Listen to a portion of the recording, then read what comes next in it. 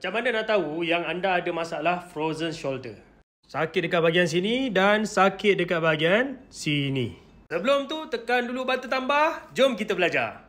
Yang pertama, bila nak ambil barang ni, alah, terasa sakit bahunya.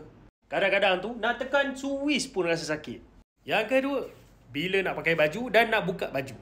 Nak buka baju tu punyalah susah, nak pakai baju pun punyalah susah. Kalau wanita, nak buka baju dalam punyalah seksa kan. Sampai berpusing-pusing ni tali tu berpusing-pusing. Tengah jalan-jalan, tiba-tiba terlanggar bahu orang ataupun terlanggar dinding ke ataupun terlanggar sesuatu barang, kena dekat bahu ni tu, lembik satu badan sebab sakit sangat. Dan yang paling ketara bila nak tidur, terasa berdenyut-denyut bahunya. Itulah tanda-tandanya yang anda ada masalah frozen shoulder.